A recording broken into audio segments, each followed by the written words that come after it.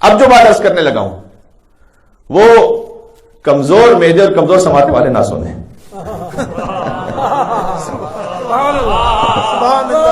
عبداللہ کے نام سے عرض کر رہا ہوں میں. اچھا یہ شیخ صدوق نے لکھا ہے اسے تو ریفرنس سن لیجیے گا. اب شیخ صدوق نے لکھا اپنی کتاب التوحید میں صفحہ نمبر 230 پر.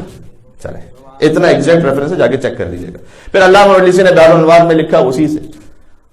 معانی الاخبار میں بھی شیخ صدوق نے لکھا ہے. یعنی یہ کہ کم سے کم یہ 3 کتابوں کے ریفرنس میں نے آپ کے سامنے عرض کر دی. اچھا جب اس قسم کی کوئی حدیث پیش کی جائے امام علیہ السلام کی جانب سے, جب کوئی ایسی حدیث پیش کی جاتی ہے تو معمولاً ایک مومنین, اب تو خیر آہستہ آہستہ آپ بھی میرے مزاج سے آشنا ہو گئے, ورنہ ایک سوال ہے کہ مولانا صاحب یہ کیسے آپ کیسے بات کر سکتے ہیں. تو اگر فرض کیجئے کہ اب تک شیخ صدوق کی کتاب توحید سے یہ حدیث اس انداز سے پیش نہیں کی گئی تو یہ تو ایک بہتر بات ہے نا کہ آپ ایک اور حدیث پتہ چل گئی آپ کو. تو سوال یہ ہو سکتا ہے کہ مولانا صاحب اس حدیث کا ریفرنس کیا ہے, لیکن جب شیخ صدوق کی کتاب میں ریفرنس موجود ہو تو اس کے بعد پھر اپنا معیار بڑھانے کی ضرورت ہے. خطیب پر اعتراض نہیں ہو سکتا.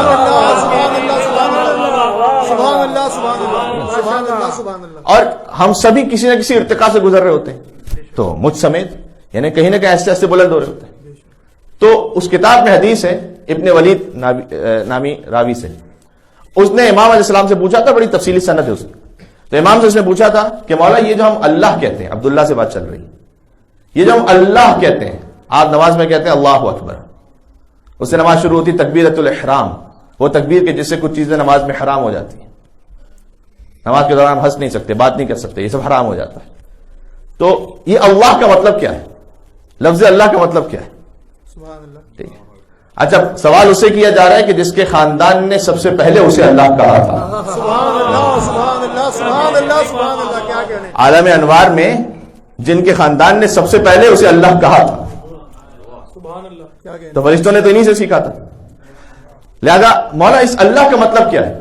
تو دیکھیے الف, 2 لام اور ہے, امام علیہ السلام نے ڈیوائڈ کر کر کے بیان فرمایا, اور آپ کو ایسی احادیث کثرت سے ملیں گی.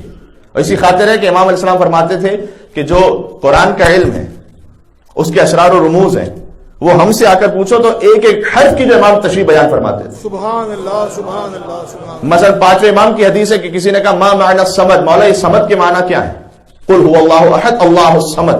سمجھ یعنی بے نیاز, کسی کا محتاج نہیں ہے. سمپل میننگ یہ کہ مولا یہ بتائیے گا صمد کے معنی کیا ہے؟ تو یہ حدیث انشاءاللہ کبھی عرض کروں گا آپ کی خدمت میں. تو امام نے فرمایا کہ الالف دلیل علی فر, الف فلاں معنی پہ دلیل ہے, اور الصمد میں الف کے بعد جو لام ہے وہ فلاں معنی میں دلیل ہے, اور صاد کے یہ معنی ہے, میم کے یہ معنی ہے, دال کے یہ معنی ہے. جناب امیر کی حدیث موجود ہے کہ ہاں میم عین سین قاف, اگر چاہوں تو جتنی نسلیں گزر چکی ہیں اور قیامت تک جتنی نسلیں آنے والی ہیں ان سب کے حالات کو ہاں میم عین سین قاف سے تمہارے سامنے بیان کر سکتا ہوں.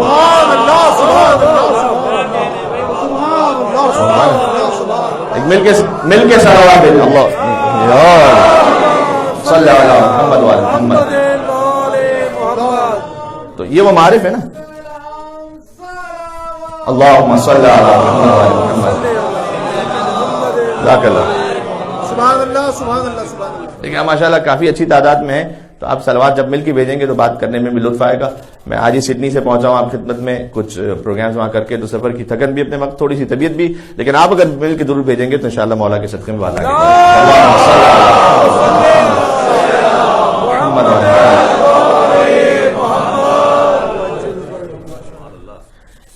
کہ مولا یہ اللہ کا کیا معنی ہے؟ امام نے فرمایا کہ الالف, الف جو ہے کہ الاعلاء اللہ علی خلقہ ولایتنا, کہ اللہ, یہ الف کا مطلب اعلی ہے. اعلی یعنی الف اس کے اوپر مد, لام الف حمزہ. اعلی سے مراد نعمات, نعمتیں. اعلاء اللہ علی خلقہ ولایتنا, کہ ہماری ولایت کی وجہ سے اللہ نے اپنے بندوں پر جو نعمتیں نازل کی ہیں, اللہ میں الف ان اعلیٰ پر اگر دلیل ہے تو یہ بھی کہہ سکتا ہوں, اور اس طرف اشارہ ہے تو یہ بھی کہہ سکتا ہوں. فرمایا کہ اللہ میں الف اللہ نے وہ نعمتیں جو اپنی مخلوقات پر ہماری ولایت کی وجہ سے نازل کی وہ الف ہے۔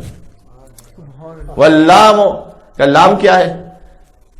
فرمایا کہ لزم اللہ ولایتنا علی خلقہ، اللہ نے ہماری ولایت کو مخلوقات پر لازم قرار دیا ہے، سبحان اللہ سبحان اللہ سبحان اللہ واجب نہیں لازم قرار دیا ہے۔ سبحان اللہ سبحان اللہ واجب اور لازم میں فرق ہوتا ہے، واجب وہ ہوتا ہے جو کبھی واجب ہوتا ہے کبھی نہیں ہوتا ہے، سبحان اللہ، کیا دلیل ہے، سبحان اللہ سبحان اللہ، واہ واہ واہ واہ، واجب وہ ہوتا ہے کہ جو کبھی ساقط بھی ہو جاتا ہے، سبحان اللہ سبحان اللہ، واجب وہ ہوتا ہے جس میں کبھی کمی بھی ہو جاتی ہے، نماز پڑھنے جائے تو قصر ہو جاتی ہے، سبحان اللہ سبحان اللہ، روزہ رکھنا چاہے مسافر ہے تو روزہ قصر ہو جاتا ہے، حج سب پر واجب نہیں ہوتا۔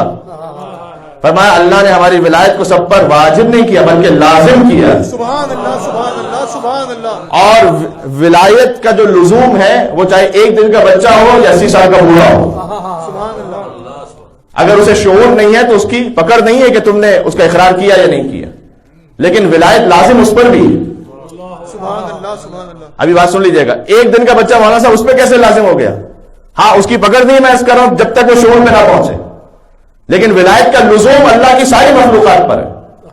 اور وہ ایک دن کے بچے کی بات یہ ہے کہ بزرگ صحابی رسول ہیں، وہ کہتے ہیں کہ رسول اللہ کے پاس کچھ افراد آیا کرتے تھے اور آ کر سوال کیا کرتے تھے کہ یا رسول اللہ میں سفر میں تھا اور میرے یہاں ولادت ہوئی ہے اور میں خبر نہیں رکھتا اور علم نہیں رکھتا کہ اللہ نے یہ صحیح النسب ہے یا نہیں ہے، تو فرماتے تھے کہ اپنی اولادوں کا امتحان کرو محبت علی ابن ابی طالب کے ذریعے، ایک دن کا بچہ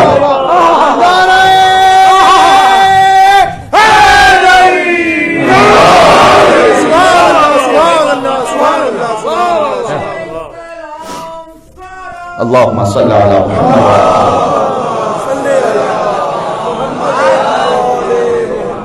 کیا کہنے، سبحان اللہ سبحان اللہ، فرمایا کہ اللہ نے ہماری ولایت کو جو لازم کیا ہے اپنی مخلوقات پر، اللہ کا لا اس پر دلیل ہے، اور اللہ کا جو ہا ہے کہ ہوان لبغض محمد لمبغض محمد و آل محمد علیہ السلام، ہوان کہتے ہیں ذلت اور رسوائی کو۔ فرمایا کہ اللہ کا جو ہا ہے اس بات پر دلیل ہے کہ اللہ نے مشیت میں یہ قرار دیا کہ جو کوئی محمد اور آل محمد سے بغض رکھنے والا وہ کبھی نہ کبھی دنیا میں کسی مقام پر ذلیل و رسوا ہو جائے گا۔ سبحان اللہ سبحان اللہ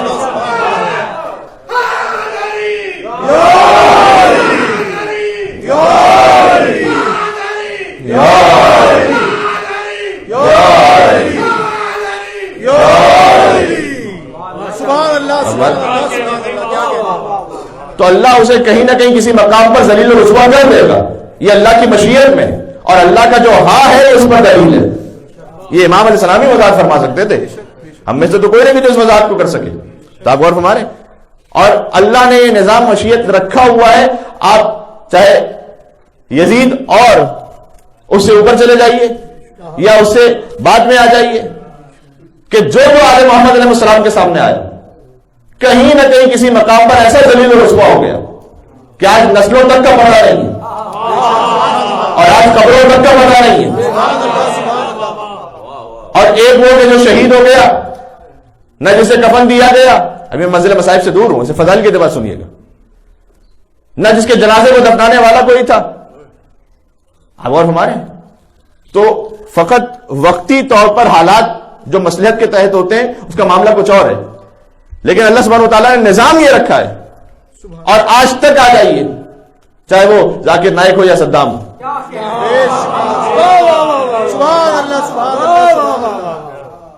یہ نظام پروردگار ہے کہ کہیں نہ کہیں اسے ذلیل و رسوا ہونا ہے جس کے دل میں بغض آل محمد ہے۔ تو امام نے فرمایا اللہ کا مطلب یہ ہے۔ اب پھر سے کنکلوڈ کرنے ایک نتیجہ عرض کرنے کی کوشش کرتا ہوں۔ فرمایا یعنی اللہ کون ہے؟ اللہ وہ ہے، الف دلیل ہے اس بات کی کہ جو ہماری ولایت کی نعمت تمہیں عطا کرے، اور خدا وہ ہوتا ہے کہ جو ہماری ولایت کو ساری مخلوقات کا واجب کر دے، لازم کر دے، لام۔ اور ہاں فرمایا کہ خدا وہ ہوتا ہے کہ جو محمد علیہ محمد علیہ السلام کے دشمن کو کہیں نہ کہیں ذلت اور رسوائی سے دوچار کر دے۔ دیکھیں یہ جو اللہ ہے اس اللہ کے ماننے والے ہم ہیں، बेशक बेशक बेशक सुभान अल्लाह सुभान अल्लाह सुभान अल्लाह अब समझ में आया कि हो सकता है कोई मुसलमान हो लेकिन उसका अल्लाह ये ना हो।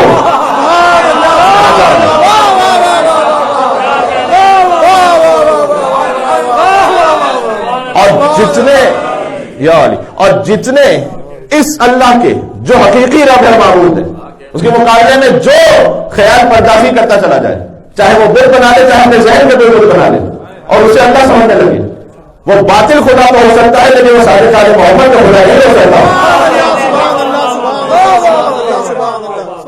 लिहाजा उस खुदा की मजहरियत आपको जाहिर होगी इन हस्तियों के जरिए से, क्योंकि ये उसकी हुज्जत है। और जो उसने क्या खूबसूरत बात कही थी, खुदा की कसम, यानी हुज्जत खुदा कि वो मेराज कि जहां अपने कमाल पर मजहरियत जाहिर हो रही हो, वो मकाम है कि जहां नौ के सिरा पर अबा अब्दुल्लाह हुसैन अलैहिस्सलाम भी जिक्र खुदा फरमा रहे हैं।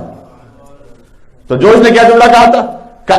अब जोश का जुमला है, इसी तनाजुर में से सुनिएगा। फरमाया एक मुर्दा खुदी, मुर्दा खुदा, महवे तमाशा।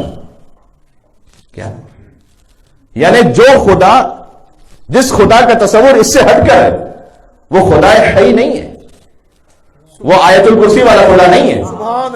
अल्लाह ला इलाहा इल्ला हुवल हय्युल कय्यूम।